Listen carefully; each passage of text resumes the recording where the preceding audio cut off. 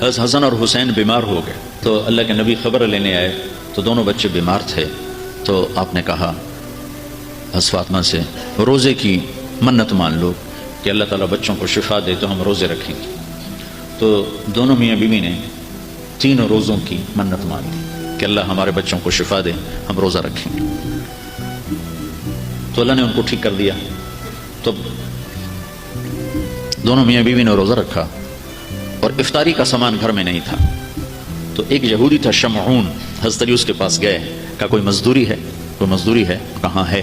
یہ اون ہے، یہ صاف کر دو تو تمہیں جو دوں گا، کچھ جو دوں گا۔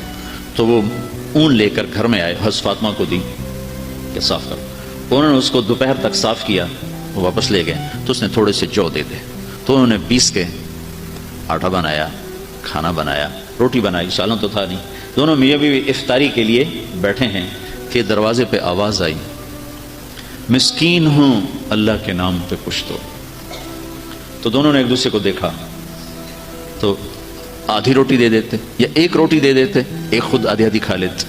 دونوں روٹیاں اٹھا کے اس کو دے دیں اور پانی پہ افطار کر لیں۔ رات کو بھی کھانے کو کچھ نہیں تھا تو پانی پہ کھجور پہ روزہ رکھا۔ اگلے دن پھر حضرت علی شمعون یہودی کے پاس گئے اور اس سے اون لے کر آئے۔ حضرت فاطمہ نے اس کو سارا دن صاف کیا، عصر سے پہلے مزدوری ملی، اس کو صاف، اس کو پیس کر، آٹا بنا کر، روٹی بنا کر، میاں بیوی کھانے پر بیٹھے تو دروازے پہ آواز لگی، یتیم ہوں اللہ کے نام پہ کچھ دو۔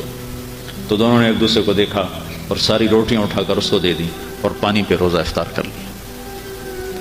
تیسرا دن آیا، پھر وہ مزدوری کر کے روٹی تیار کی اور افطاری پر بیٹھے تو دروازے پر آواز لگی، بدر کے قیدی اس دن آزاد ہوئے، بدر کے قیدی اس دن آزاد کیے گئے۔ تو ایک قیدی دروازے پر آ گیا، قیدی ہوں ابھی چھوٹا ہوں اللہ کے نام پہ کچھ دو۔ تو دونوں میاں بیوی نے دونوں روٹیاں اٹھا کر اس کو دی تھی۔ 3 دن کے فاقے نے حضرت فاطمہ کو بستر پر گرا دیا اور بیمار ہو گئی۔ تو اللہ کے نبی حال پوچھنے آئے تو ان کے سینے پہ سر رکھ کے رونے لگی بیماری کی شدت سے۔